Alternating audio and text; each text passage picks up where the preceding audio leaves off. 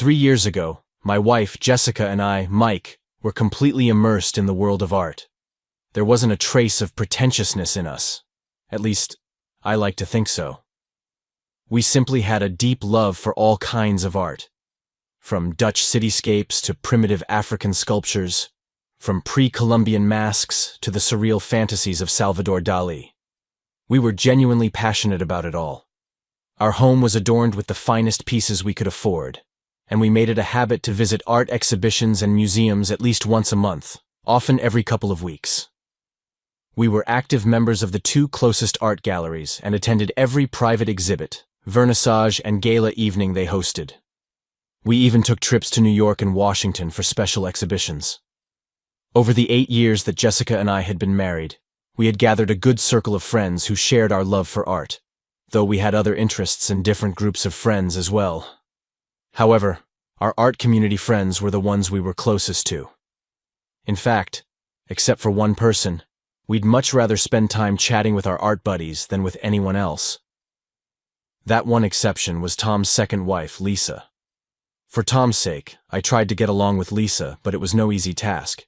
She came off as uneducated, didn't appreciate most classical works, including masterpieces by Monet and Van Gogh, and constantly made offhand comments about pieces that the rest of us found fascinating. Our group often wondered how Tom could tolerate her lack of sophistication, but there was one topic we guys never touched: why he married her. Lisa is undeniably attractive, like a warm tropical breeze on a cold winter day. Although her face is just slightly above average, and she usually dressed pretty conservatively, by the time this story began, it was clear Tom's patience for her simplicity had worn thin despite her appealing looks. He frequently criticized her in public, leading to some awkward situations that required my mediation skills. I'm a professional mediator and negotiator, and I enjoy applying my work expertise to my personal life.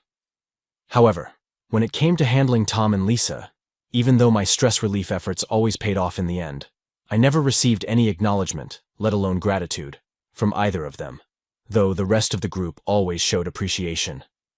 Despite my reservations about Lisa, I was always courteous to her, and she reciprocated in the few one-on-one encounters we had. I'd known Lisa for about 3 years when the event that triggered this story took place.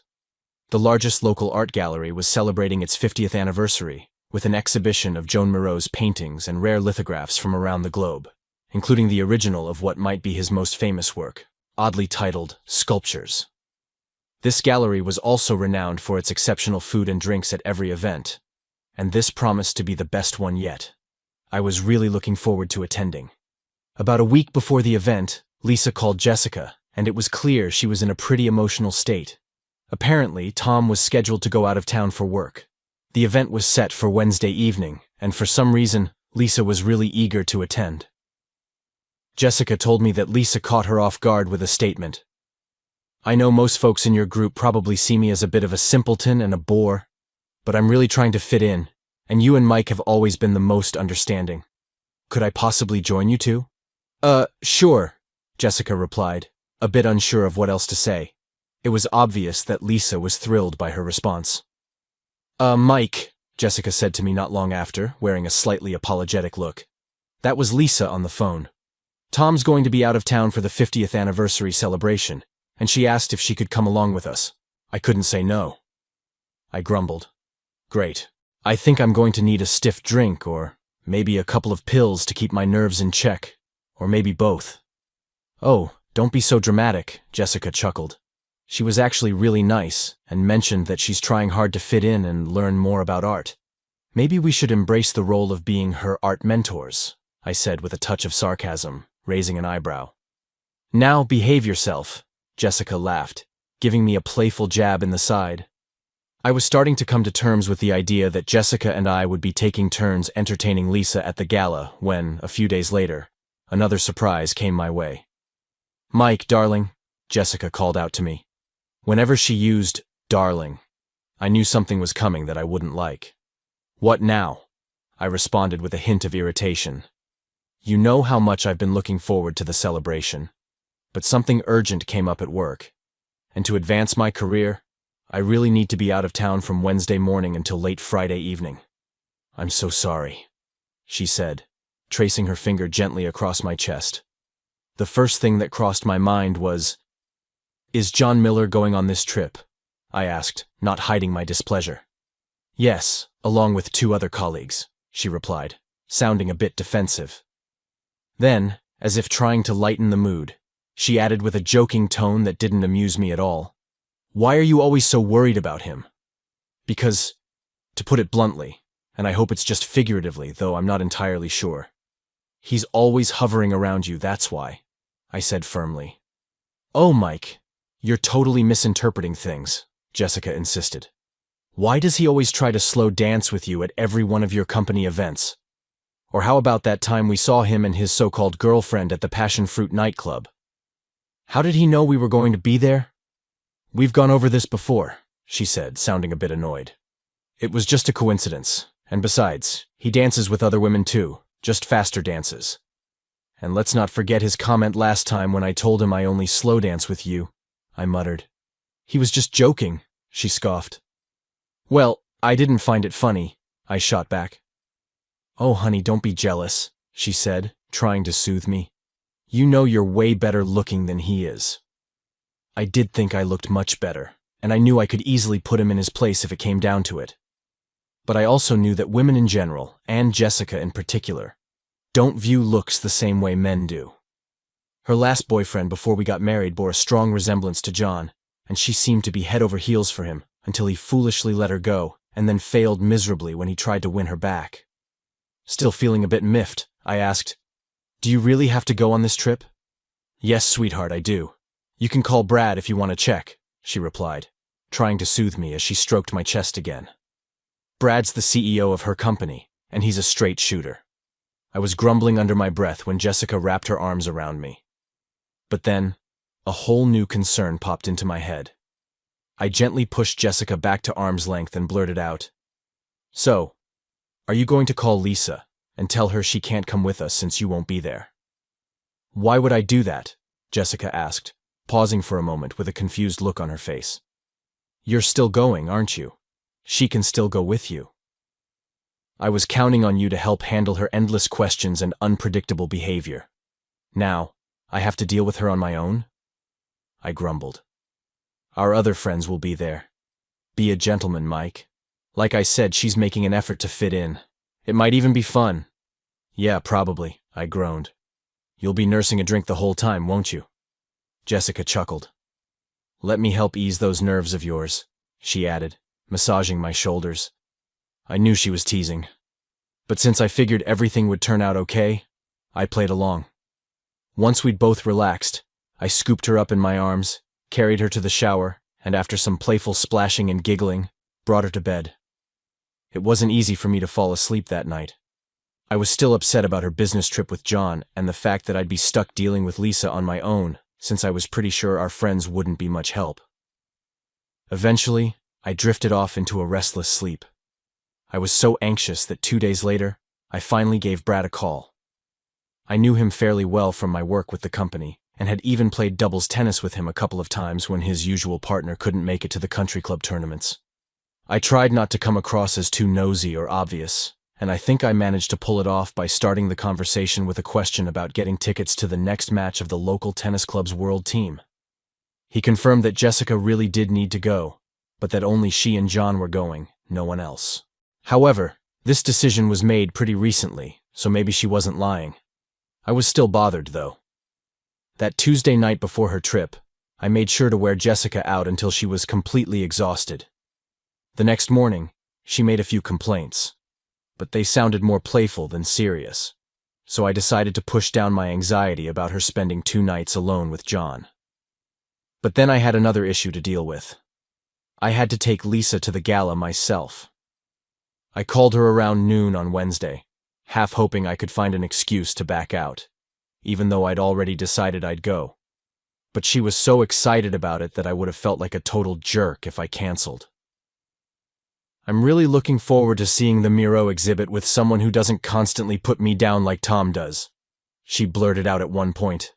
I braced myself for a challenging evening, but promised myself I'd make the best of it. For the event, I was dressed in a formal suit, so when I went to pick Lisa up, I was in a tuxedo. She stepped out wearing an elegant, floor-length electric blue dress, strapless, sleeveless, with an open back and bare shoulders, and a slit that ran nearly up to her thigh on the left side. She had a stunning sapphire necklace around her neck and a subtle sapphire bracelet on her left wrist. "You look fantastic," I said sincerely, helping her drape a pashmina over her shoulders as we headed to the gallery. "Thanks. You're the best-looking penguin I've ever seen," she grinned back.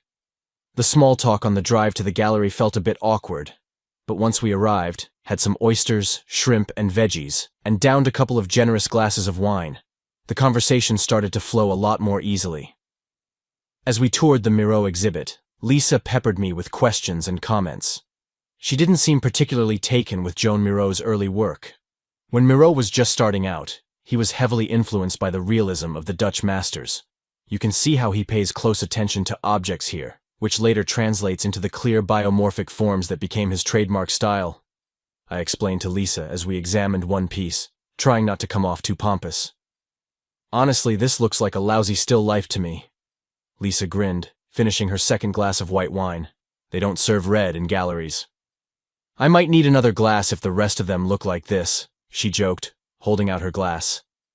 The way she said it was actually pretty funny, and since I'm not a fan of oysters either, I smiled back and went to get her another glass.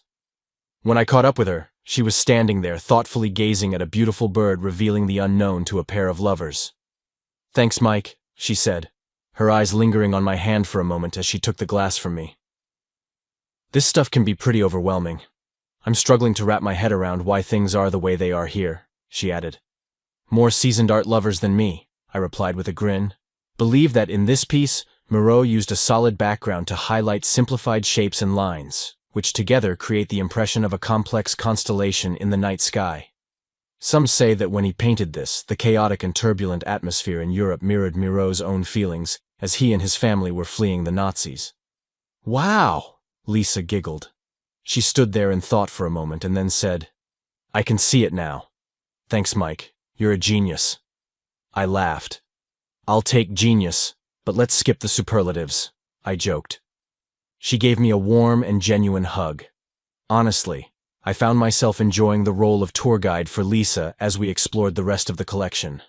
Rather than being silly or crude, most of her comments were either humorous or thoughtful, and some were even pretty insightful. And that's saying something, considering I had already poured her a fourth glass of wine. Lisa saved her best comments for last when we got to Miro's piece titled Motherhood. "Is that supposed to be a woman?" She giggled after studying the work for a couple of minutes, finishing her fourth glass of wine. "Yep, it sure is," I grinned. "It's obviously very schematic, stripped down to its most basic form." "Well, I think she's got nice breasts, even if she does look anorexic," Lisa smirked. "But I have to say, I've got some art at my place that's way more aesthetically pleasing." "They say beauty is in the eye of the beholder," I quoted. "True. But the art I have at my house is, in your eyes, much more beautiful and striking than anything in this collection," she grinned. We mingled with some of our friends, and it turned out to be a really enjoyable conversation, with Lisa joining in enthusiastically. She even winked at me every time she echoed one of my remarks. By around 9:30 p.m., people began to head out. Lisa excused herself to powder her nose, and I found a quiet spot to call Jessica on her cell. Using a phone in the gallery isn't exactly encouraged, if not outright forbidden, so I had to keep out of sight. Well, I tried to call Jessica, but my call went straight to voicemail. I left a cheerful message letting her know the evening was actually going well and not the disaster I had feared, and asked her to call me whenever she could. On the way home, it became clear that Lisa had had a bit too much to drink, though she wasn't so far gone that she couldn't keep her composure. I was taken aback when she made an unexpected comment early on. "I don't think I've ever mentioned this before, Mike, but I really need to thank you for all the times you've helped me out of those awkward situations, when Tom would make those humiliating remarks. I truly appreciate it," she said, giving my bicep a squeeze when she finished. "I hope I was able to help," I muttered, surprised by the sincerity in her voice. She went on earnestly. "I also want to thank you from the bottom of my heart for being so kind to me tonight. I bet you were dreading it, but I hope it wasn't too awful for you." I fumbled a bit as I replied, "Actually, I had a good time tonight. I hope you did too." Just then, the headlights of a passing car caught her blue eyes and sapphire necklace at the same time. It was a pretty striking sight. "I had a wonderful time," she said brightly, flashing a big smile.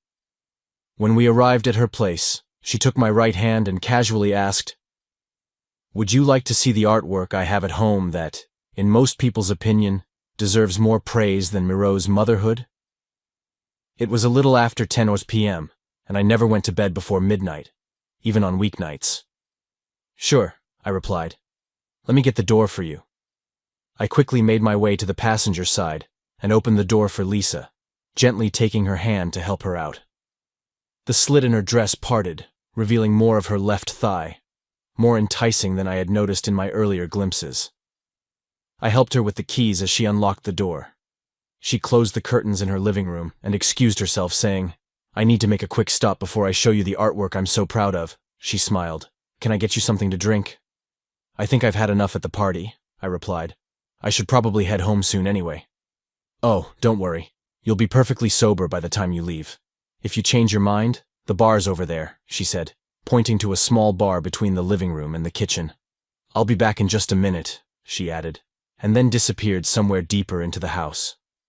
I wandered around the living room, taking in the paintings on the walls, and decided to try calling Jessica's cell again. It went straight to voicemail once more. I left a brief message. "Give me a call back." I felt a bit uneasy but shrugged it off and continued examining the artwork on the walls. I'd only been to Tom's house once before, back when he was still married to his first wife. It seemed like most of the pieces had changed since then. Some of them were nice enough, but none really captivated me, and there certainly wasn't anything more beautiful or dramatic than Miro's work, as Lisa had claimed back at the gallery. Maybe she's grabbing a painting or sculpture from her bedroom, I thought, as I continued to look around at the living room walls. Then I heard a noise to my left. I turned just as Lisa walked back into the living room, smiling. She was still wearing the high heels, the sapphire necklace, and now a sapphire ankle bracelet, and nothing else. I was lucky I hadn't picked up a drink from the bar, because I would have dropped it for sure. "So, Mike, tell me honestly, is this work of art more beautiful and dramatic than anything you've seen in marble or on canvas?" she asked, clearly rhetorical, as she moved her arms and smoothly spun in a full circle. I was completely stunned, speechless, and captivated by what I saw. There was no doubt. Lisa's body was the most incredible I'd ever seen, whether in person or in the media. She struck a pose, placing one foot in front of the other, bending her knees slightly and resting her hands on her hips, then grinned. "Well, what do you think of my masterpiece? Better than anything in the gallery, don't you think?" I muttered something like, "Hell yeah." But given that my mind was in overdrive, I'm not entirely sure what I said. "One thing's for certain. It's way more exciting than anything you've ever come across before," she giggled, walking toward me. As she closed the distance, her smile grew even more self-assured. "I'm guessing that means you really like what you see, art lover," she teased with another giggle. To be honest, I can't fully explain how what happened next came to pass. Nor can I say exactly what was running through my mind. Was it purely physical desire? I don't know if thoughts of Jessica crossed my mind, or why my calls were going straight to voicemail. I don't know if images of Tom flashed before me. I just don't know. I got up from my seat and slowly undressed, my eyes fixed on the most stunning piece of art I'd ever laid eyes on. I made Lisa comfortable on the couch. Then, in one fluid motion, I immersed myself in her, lifting her legs so her heels rested on my shoulders. It was clear she'd been keeping up with her Kegel exercises. After we both caught our breath, we headed to the bedroom, though we didn't get much sleep. The next morning, at 9 a.m., we sat down to a wonderful breakfast of blueberry pancakes and sausage pie, which Lisa had cooked and served at the table. As I ate, my brain finally started to kick back into gear after the whirlwind of the night before. Thoughts began to swirl in my head, wondering why Jessica hadn't called me back, how lucky Tom was to have Lisa, though he didn't seem to appreciate the incredible work of art right in front of him, and how I'd just had the most amazing experience of my life with someone I'd once viewed so negatively. If I didn't have an important mediation at 11 a.m., and given the need to go home and change out of my tuxedo, I would have stayed all morning. Lisa, would you like to have dinner with me tonight? I think we need to talk about a few things, I said, getting up from the table. My stomach was now as satisfied as my libido. I could cook us dinner here, she offered with a smile. Let me take you out somewhere, I suggested. Do you have the day off? You caught me, she laughed. And I have a flexible schedule, so I'm taking the day off. How about 6 p.m. then? Pick me up, she giggled. I hope you can stay the night again. That's one of the things we're going to discuss, I replied with a smile. Jessica finally called me on my cell around 10:50 a.m., just as I was about to start the mediation I was leading. I told her I couldn't talk at the moment, but I didn't ask why she hadn't called me the night before, which seemed to put her at ease a bit. I asked her to call me later in the evening. Despite the lack of sleep, I performed exceptionally well during the mediation session. Maybe it was the lingering rush of testosterone and endorphins still coursing through my veins. By 4 p.m., I had successfully brokered a deal that both parties were happy with, and I even managed to take a hot shower and grab an hour's nap before heading out to pick up Lisa. When I arrived to pick her up, Lisa was wearing a yellow sundress that looked like it was made just for her. She was in high spirits, slipping her arm around my shoulders as we walked to the car. As we pulled up to the restaurant, she giggled softly. Over dinner, we steered clear of talking about art. I was pleasantly surprised by how much she knew about music, tennis, and hockey. She told me she had been a child prodigy on the violin, but her career was cut short after a serious injury she sustained playing women's hockey as a teenager. After recovering, she learned to play the piano, but decided against pursuing a professional music career. Instead, she got into event planning in college and was now doing really well in that field. When we got back to her place, she squeezed my hand tightly as I walked her to the door. We still have a lot to talk about, things we couldn't discuss at the restaurant, she smiled. Then she laughed and added, "Come into my living room," said the spider to the fly. Once inside, she sat down next to me on the couch and took my hands in hers. Mike, I have to confess, I seduced you. I've wanted this for a long time, but I never had the chance until last night. Let me be completely honest. I want to get rid of Tom, and I want you, especially after last night. You rocked my world like no one else ever has. Once again, she left me speechless. I wasn't sure if my feelings for her, which had done a complete 180-degree in just one day, were real or just a temporary infatuation, but I was eager to find out. Can you take tomorrow off work? I asked. I'll do it if that's what you want, she chuckled. Let's do another 24-hour compatibility check. That night, we made love again, and spent hours exploring each other's bodies, discovering erogenous zones we didn't even know existed. On Friday afternoon, we had a little dress rehearsal for the concert, and it was clear that I was a novice in music compared to Lisa, who was an expert. My phone was on the whole time, but Jessica never called. When Lisa and I finally parted ways late on Friday evening, I said, "I have a lot to think about. What about you?" I suppose I should have pretended to be at least a little conflicted, she chuckled. But honestly, I don't have anything to think about. I just need to wait and see what you decide. When I got home early on Friday evening, Jessica was already there. She had a look on her face that I couldn't quite read, something between deep thought, confusion, and maybe even a bit of fear.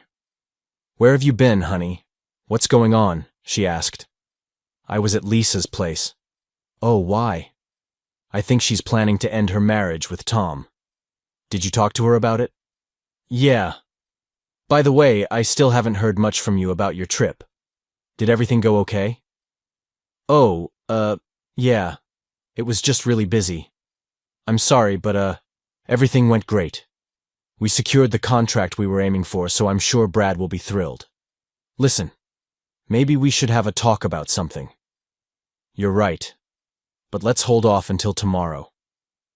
We spent the rest of the evening chatting over dinner, watching a movie on Netflix.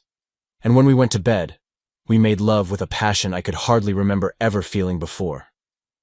The difference between being with Jessica and how things were with Lisa couldn't have been more stark. On Saturday morning, I went for a 50-kilometer bike ride while Jessica headed to her fitness club. We met back at home for lunch, took a shower, and then sat down together. Something happened while I was away, she started. Yeah, of course, I chuckled. The next 4 months were tough, but in a way, it brought Lisa and me closer than ever before. Jessica and Tom seemed to waver between trying to fix their relationships and deciding to end their marriages. But Lisa and I put an end to the back and forth by renting an apartment together and moving in 6 weeks later. As soon as the divorces were finalized, and Jessica and Tom bought out our shares of the houses, Lisa and I bought a place together and got married not long after. I don't know about Jessica and Tom, but I've never looked back. Now, 3 years after that gala, I'm still living the dream. Every night I get to snuggle up to a living, breathing, perfect work of art, and I couldn't be happier.